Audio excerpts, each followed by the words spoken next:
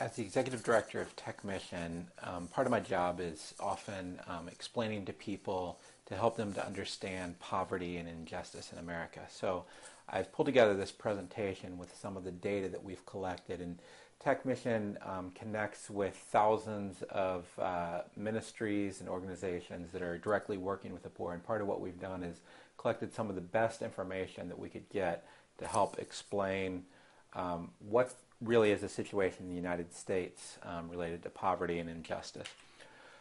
So I want to start off and talk about what I would say is the dominant narrative right now in America in understanding justice, and in particular, people call it the civil rights narrative. And I would say that this is kind of the dominant narrative for the white liberal elite. And I call it the great white savior narrative. And basically the idea is that there's been different phases of the civil rights movement, and at each phase kind of white people have come in and they've realized the error of their ways, and they've helped liberate different groups of people. So it started with people of color, and particularly the African American community in the 1960s and 70s. And you had the civil rights movement, and then it moved on to the women's liberation movement, and that happened in the 70s and 80s. And then in the 80s and 90s, there's a push for rights for the disabled, and that moved into the 90s and the first decade of 2000 into the movement for rights for the gay, lesbian, bisexual, and transgender movement. And then now where things are moving is basically to save everything else, which is the environment and everything else. And the issue here with this narrative, and the main problem is that the basic idea is that we pass some laws and we change things and we address the injustice that's there. The problem is that if you look at the laws that were passed and you look at the focus of the effort in each of these areas, most of the benefits and most of the effort really was focused on the needs of the upper class and the upper middle class rather than the needs of the poor. So what's happened is you have this narrative where for a lot of people, it's kind of a checklist, and it's like, okay, we've given rights to people of color, we've given rights to women, disabled, the gay community. Okay, now it's time to move on to the environment because we've solved all those other problems. The reality is that there's still enormous injustice that's happening, and there's a problem with this narrative. So what I want to do is just take the rest of the presentation to explain what's happened in the United States. And one of the things I want to do is, my background is at MIT, so I'm very focused on data, but I also grew up poor. So I also have firsthand knowledge of a lot of this stuff. So, and one of the things I found is people often, have a lot of what I would say prejudices. They prejudge what they think is actually going on, and they never actually look at data. And that is kind of the definition of a prejudice. And it all depends on what your background is, who your friends are often, and often it comes down to political party where people will have these debates and they just believe one thing or another, but they never actually look at the data. So, I usually start off and I ask people a question: which do you believe is true? Do you believe that the rising tide raises all boats, meaning that if the economy booms, then everyone's going to gain the benefit of that? So the focus should really be on the economy, and that's traditionally a Republican ideology. Or do you believe that the rich are getting richer while the poor are getting poorer? And that's typically a Democrat ideology. And the problem is people take that as an article of faith and they never actually look at the data. If you look at how the country operated from 1947 to 1979, in this next chart, it shows that the rising tide indeed did raise all boats. And what this chart shows is it shows different groups of Americans based on income, the lowest 20% income, the next 20, and then up to the top 20% of income. And what you see is that between 1947 and 1979, everyone's income increased significantly, and those with the lowest income, their income increased the most on a percentage basis. Now, granted, those in the top income, they started with more, so the actual total increase for them was larger. But what you see is that in this scenario, the data is showing that the rising tide does raise all boats. So that's not an article of faith. That is what the data showed. Now, the problem is, if you look at how the economy is structured now, what's happened is our economy and our political system has significantly shifted between 1947 and 1979 and the past few decades, to where if you look at 1977 and 1994, and that's the dates that this chart was available, but basically the same trend has continued from 94 until now. You see that those in the lowest 20%, their actual real income adjusted for inflation has decreased by 16%, where most of the increase of income has gone to the top 1%. And part of what's really interesting is you see people who are lower middle class, and they've all lost income over this period. So the question is, if the economy is growing that much, how is it possible that people who are middle class are actually losing income? Well, a lot of that is if you look at the change in income over various years, and you see, what has happened, and you'll see that the income has remained the same or gone down for the middle class, where almost all the increase has gone to the richest 1%. And what's happened in this country is there has been a shift to where there was, a moderate gap between the rich and the poor, starting in 1980, and it's always kind of been there, and every society has it. But the United States, that gap has grown dramatically to where it's one of the highest gaps between the rich and the poor anywhere in the world. And if you want to know the reasons for that, there's a lot of reasons for that. Some of it has to do with technology, where you had a lot of manufacturing jobs that were replaced by machines. Some of it had to do with outsourcing, where a lot of jobs went to other countries, where different groups like Nike can pay people. I think I'd heard 21 cents an hour was a rate at one point. I don't know if they're still doing that, but the idea is that there's been a lot of shifts, but some of the shifts have happened due to policy. And if you look at what's happened in terms of tax rates, in the 1960s, the tax rate for the most wealthy Americans was in the 60%. So that means 60-some% of your income is going to go to the federal government. Now, what's happened since then, it's gone down dramatically to where in the early 90s, you had it around mid-20s or 30%. But then since the early to mid-90s, it's gone down from, I think, around 30% to 17%. And that is for the top 400 households. So that's the richest 400 people in the United States. We're talking about Bill Gates, Warren Buffett. And their tax rate has gone down dramatically. And this is a lot of money that you're talking about, $18 billion. And that's more than a quarter of the budget of the U.S. Department of Education. So what's happened is you have these groups that they pay lobbyists, and they get their taxes down because it's a lot cheaper to hire lobbyists than it is to pay taxes. So what's happened is the country's really shifted in terms of who's receiving the benefits of economic growth. If you look at the years between 2002 and 2006, 75% of the benefits of economic growth went to the top 1%. While the remaining 25% of the growth in the country went to 99% of workers.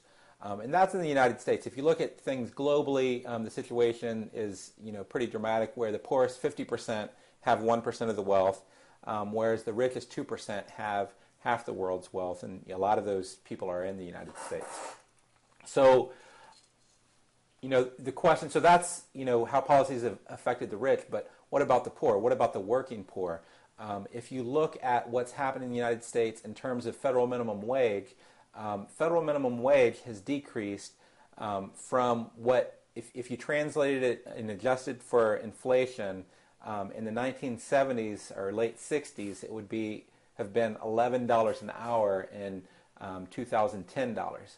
And that has decreased to, in 2008, it was, as low as 6 something an hour. Now it's going to $7.25 an hour, but still that's a dramatic decrease. So that's a decrease of about $4 an hour for people who are the working poor. And there's a lot of reasons for that.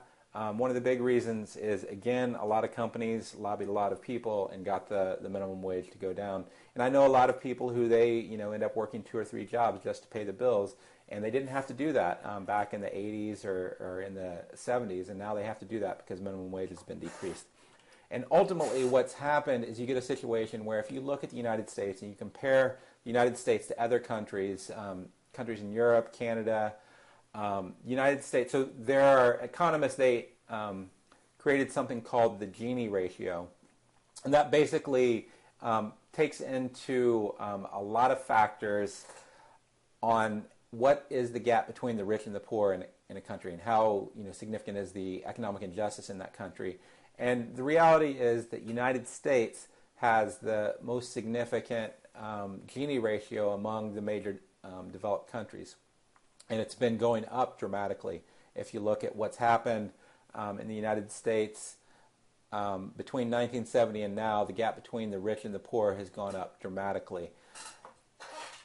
So, there's other policies. So what has actually happened? Where is the money going? So you can say, okay, minimum wage has gone down. You can say that, okay, taxes for the rich has gone down, so there's less revenue. Where's the money being spent?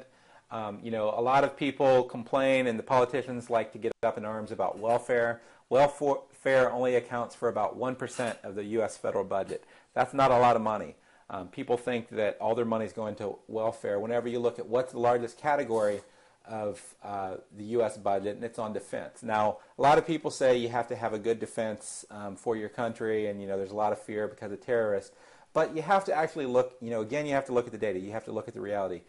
And the United States is spending so much money on its military. It's spending more than the next 15 countries combined. It almost spends half of the entire world's budget on military.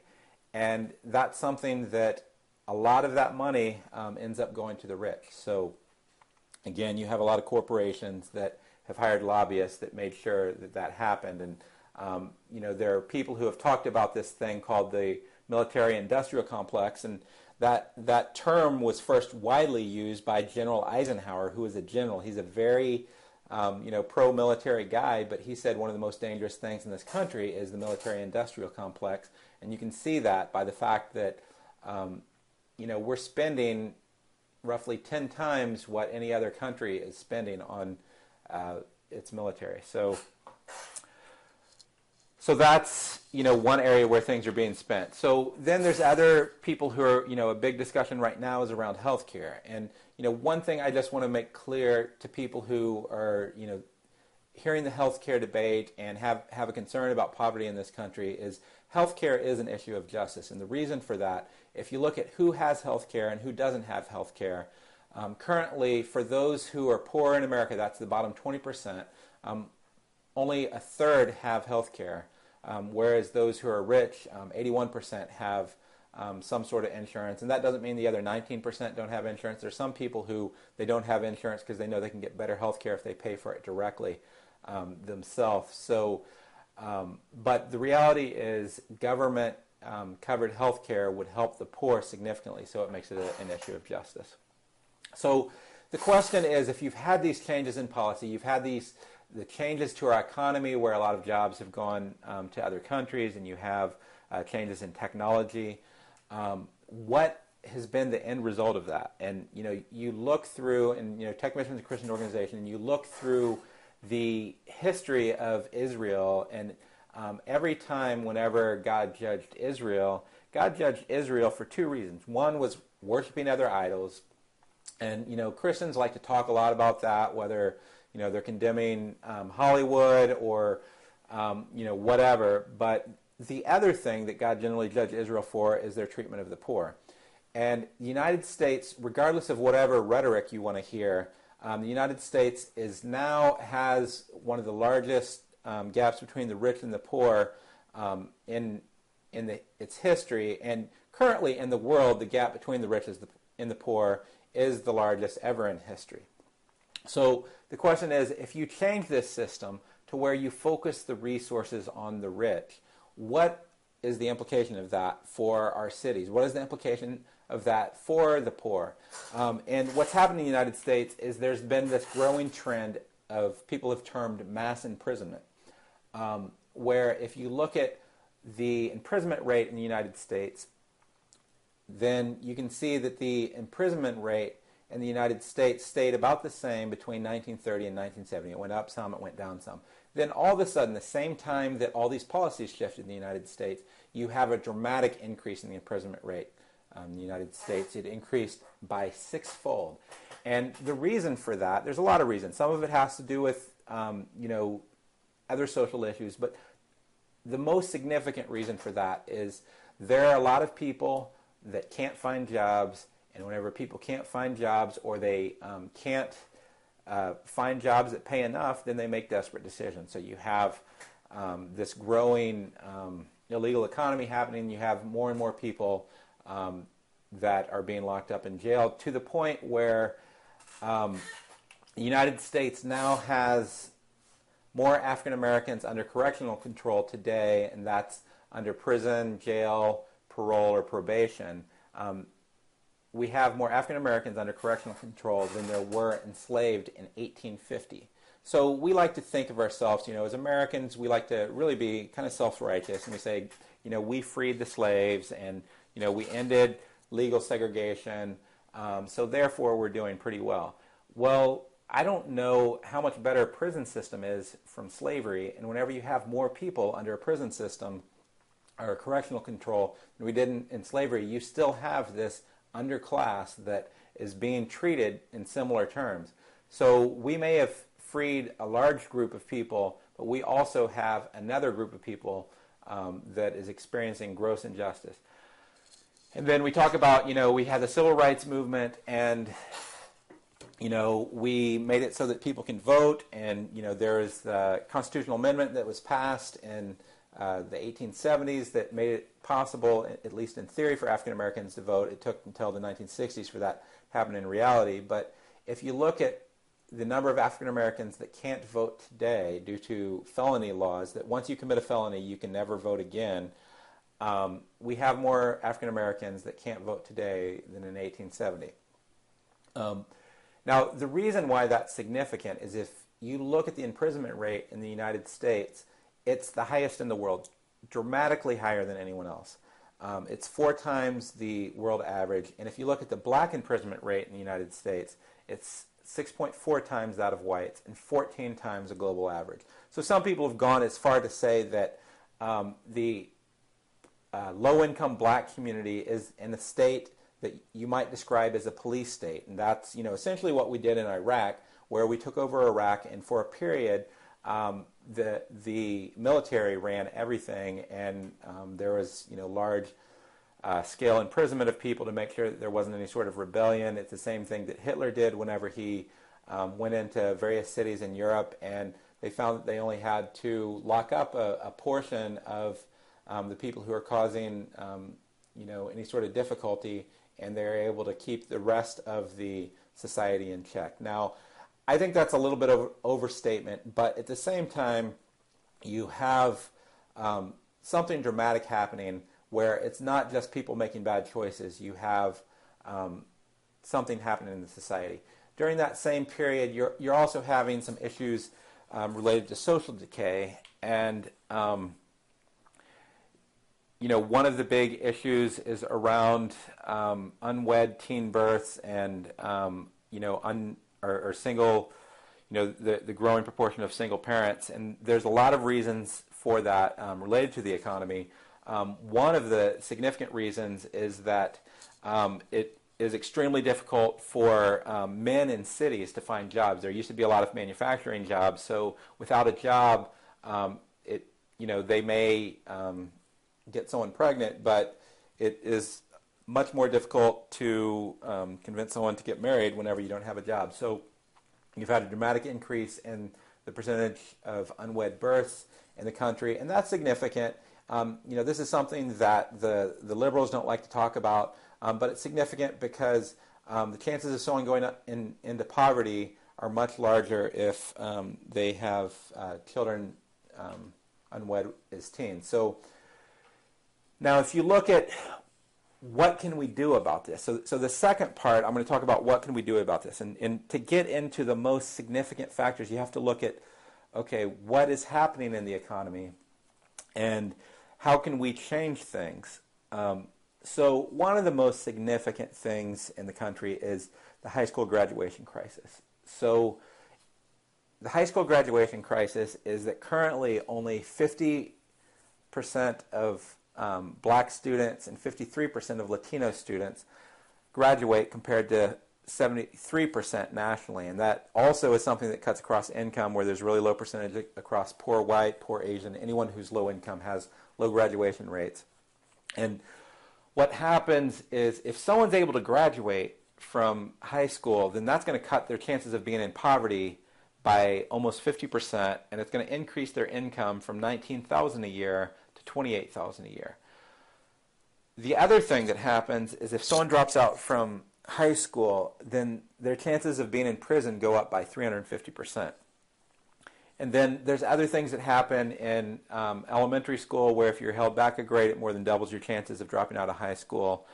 And what's happened in this country is, black and Latino youth only represent 32% of the student population, but they are 58% of the high school dropouts. And another issue is, I talked about the issue with unwed teen moms. Only 38% of moms under 18 receive a diploma by age 22, and that's compared to 89% for girls with no children. And this is a huge issue, especially in the African American community, where for black men not graduating high school, 60% spend time in prison by their mid-30s.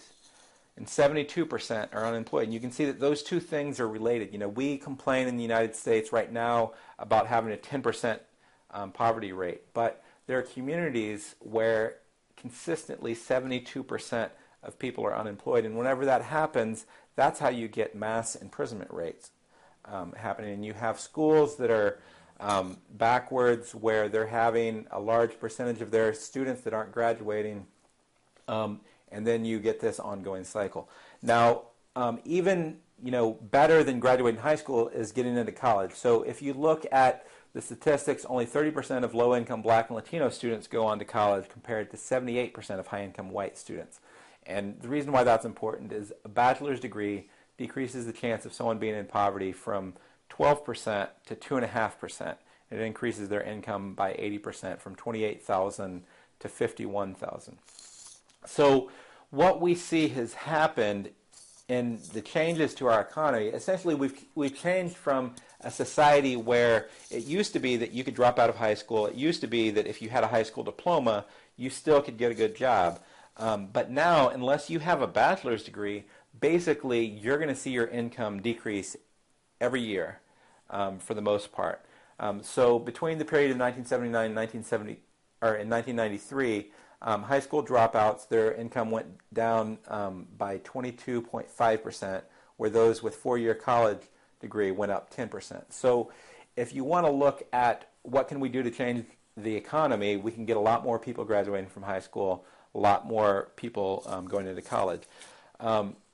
If you look at currently, there's a lot of discussion about the economy currently, and people talk about the unemployment rate of 10%, being one of the highest that we've had for a long time.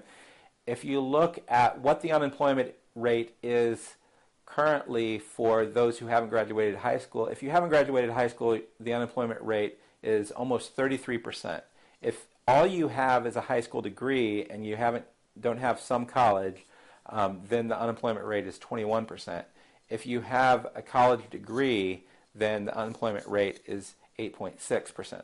So essentially we have a problem in our country around injustice, around education. Now, it goes beyond that, where there's also historical injustice. And a lot of people, they say, look, we, freed the slaves, and that happened, 150 years ago, and we've had the civil rights movement, so, aren't we done? And the reality is that we aren't done because, as these statistics have shown, there is significant injustice that is still happening. But not only is there ongoing injustice, but there's also the cumulative effects of injustice from the past. And that shows up whenever you look at wealth and other factors. But one of the most significant areas is around looking at wealth inequalities by race. So if you look at the average net worth of a white family, and that is not only their bank account, but their assets like their home and their car, that in 95 that was $61,000, and if you just count how much they have in the bank, it's $18,000, whereas the average black family has a net worth of $7,400 with only $200 in the bank, and the average Hispanic family has $5,000 of net worth with no money in the bank. And part of the reason why that's so significant is if you're able to have a cushion, then that means you're able to make better decisions in terms of your investments and things along those lines. But if you have nothing in the bank or only $200 in the bank, then you might have to charge things to credit cards that have high interest rates, or even worse would be doing payroll loans, which sometimes have over 1,000% interest rates. So what we see is not only is there ongoing injustice, but there's cumulative injustice. So the question is, how did we allow this to happen?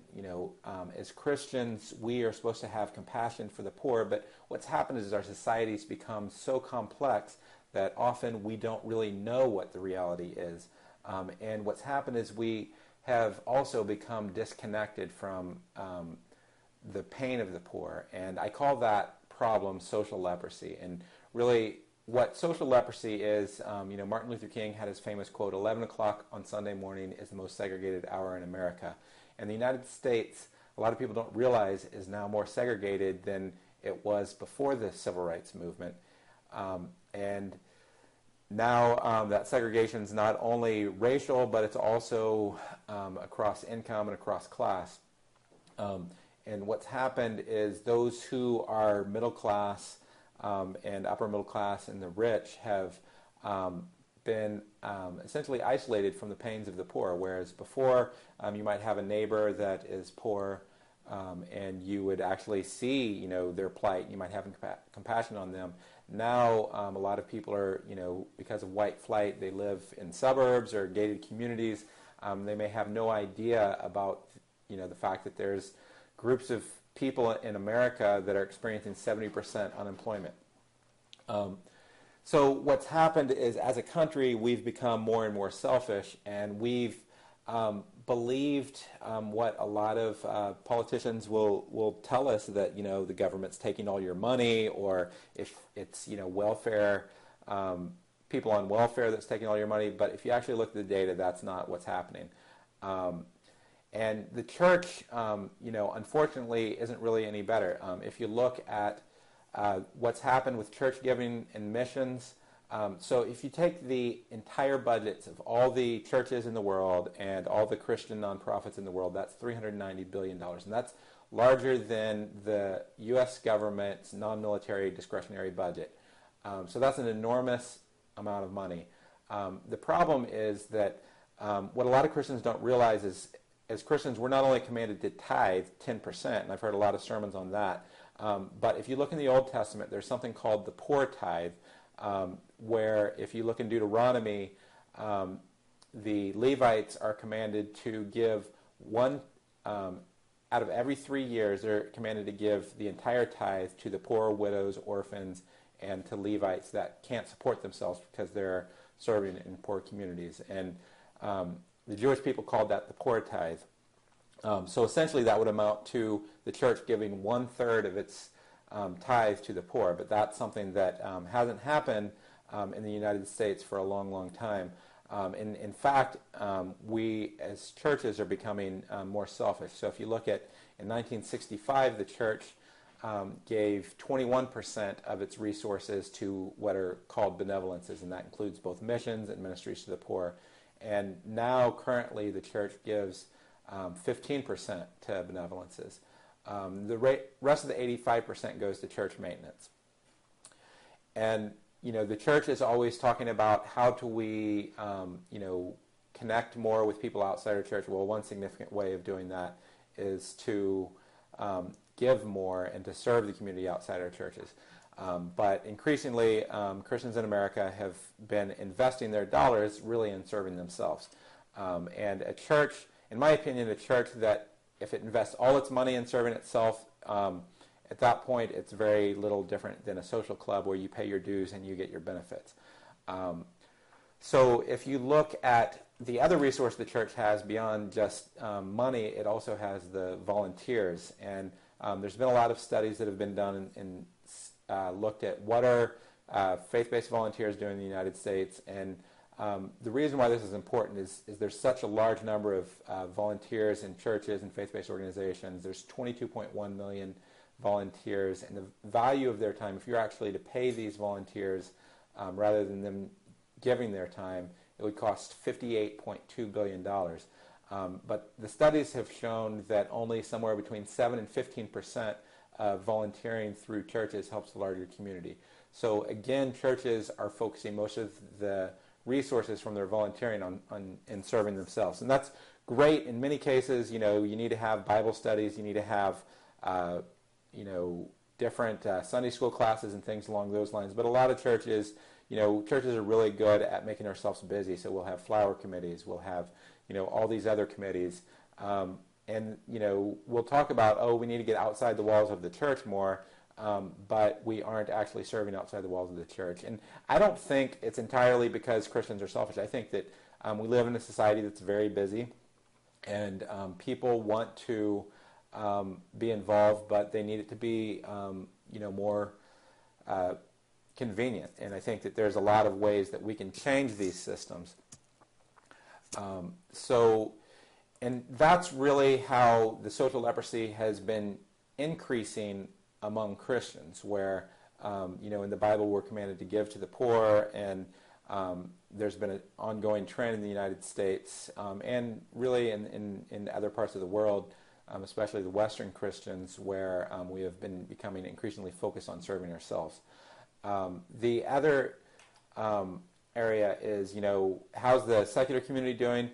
I guess the good news is that Christians are actually giving more than the secular community, but the secular community, as much as they talk about giving to the poor, the secular community has a dramatic funding bias to where if you look at where the money's actually going and where the need is, there is a strong systemic bias against Indigenous organizations. And that would be the organizations that generally are of the race, class, and culture of the community being served. And these are generally the most effective organizations throughout missions history.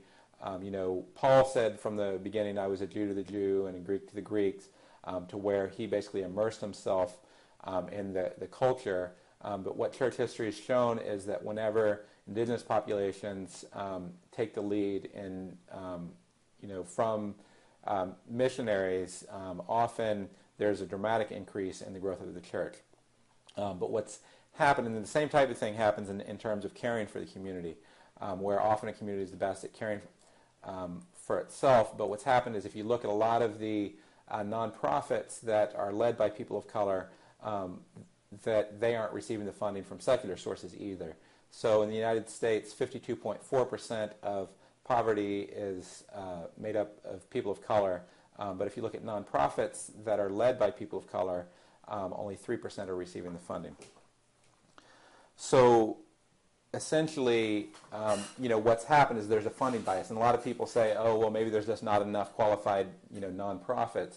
But actually, 16.5% of nonprofits are led by people of color, but only 3% of the funding goes to them. And a lot of the reason for that is if you look at who's, creating these foundations.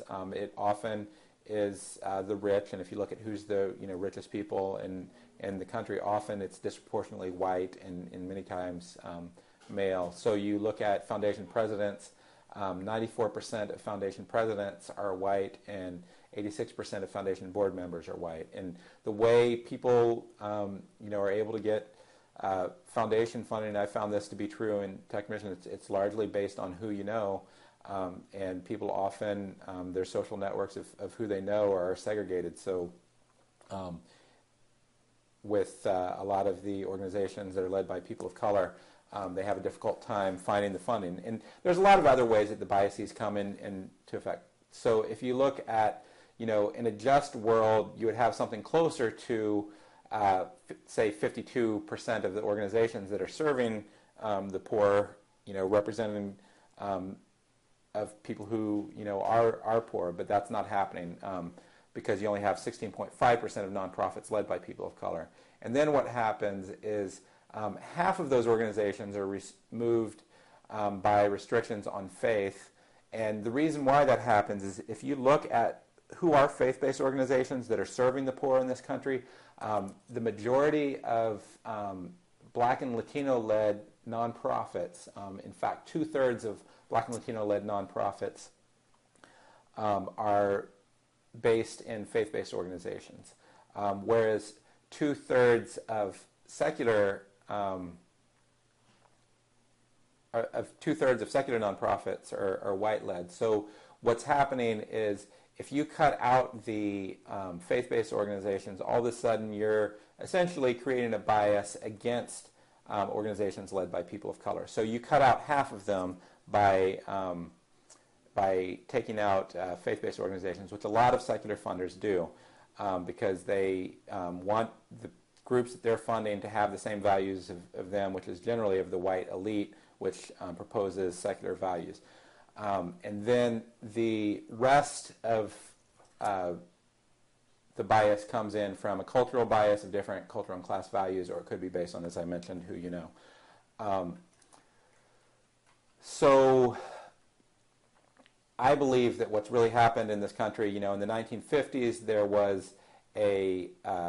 used to be tests that people would give African Americans to keep them from being able to vote, and they called these literacy tests, or sometimes they would say it's a litmus test, and they would give really hard tests to try to exclude the black vote.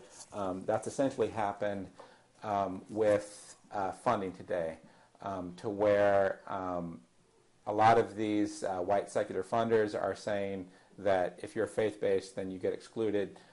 So the Black and Latino nonprofits are getting excluded, which makes white-led nonprofits twice as likely to get funded.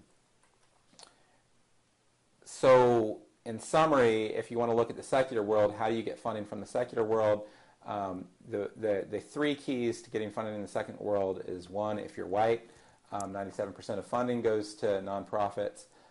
Two, be culturally middle class, so 95% of the leadership of nonprofits is culturally middle class, and there's also statistical examples of how nonprofits that are led by men have twice the budget of nonprofits led by women, even though women lead the majority of nonprofits.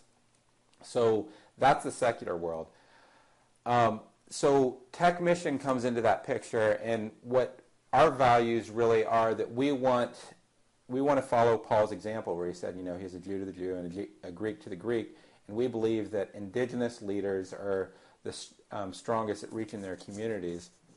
So we try to work with organizations where both the leadership and the clients are focused on the lower income community. That doesn't mean that someone, is a leader of a nonprofit still has to be poor, but that means that they're immersed in that community. It means that, they are living in that community, that they are connected with that community, they have a lot of friends in that community, and it's not this commuter Christians or commuter missionaries, but that they are closely connected.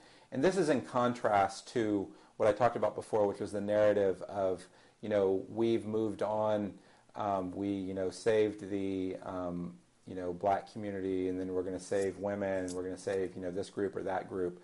But really what's happened is people move on from these civil rights movements, generally after they've met most of the upper middle class needs, where the needs of the poor get left out. And the data that shows that that's true is the data that I presented earlier in the presentation. So what we're trying to do in Tech Mission is we believe that there's an alternative to this.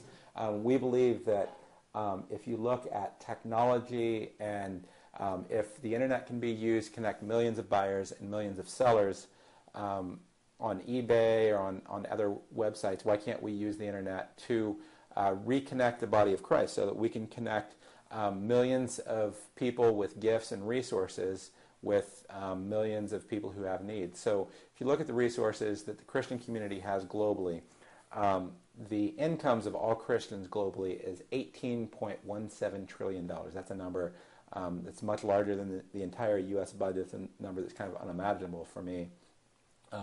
Christian organizations have $390 billion, and just in the United States, the value of faith-based volunteers is $58 billion. Globally, I'm sure it's several hundred billion.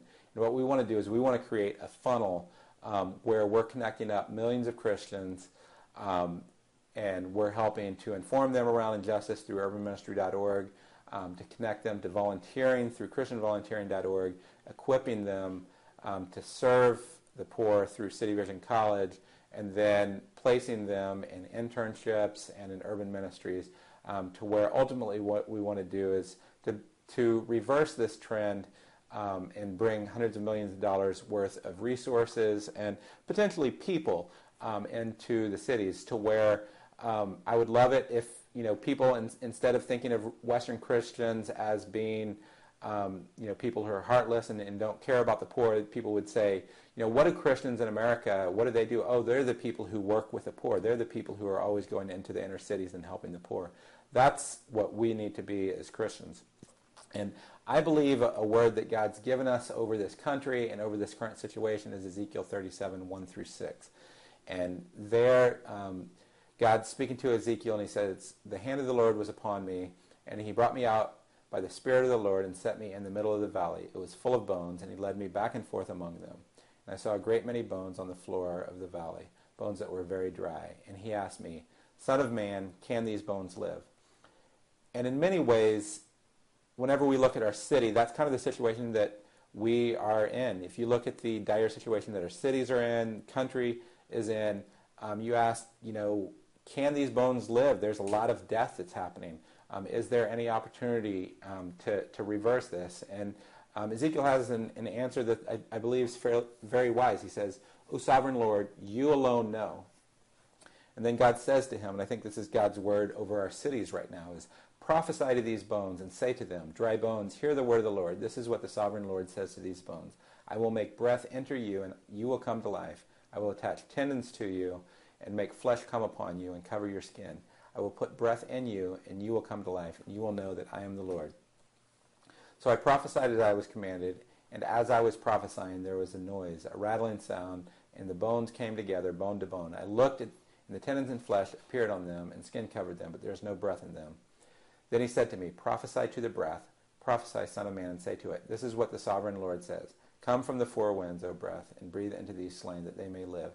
So I prophesied as he commanded me, and breath entered them. They came to life and stood on their feet, a vast army. And he said to me, 'Son of man, these bones are the whole house of Israel. They say, our bones are dried up and our hope is gone. We are cut off. Therefore prophesy to them. This is what the sovereign Lord says. O my people, I am going to open your graves and bring you up from them. I will bring you back from the land of Israel. Then you, my people, will know that I am the Lord when I open your graves and bring you up from them.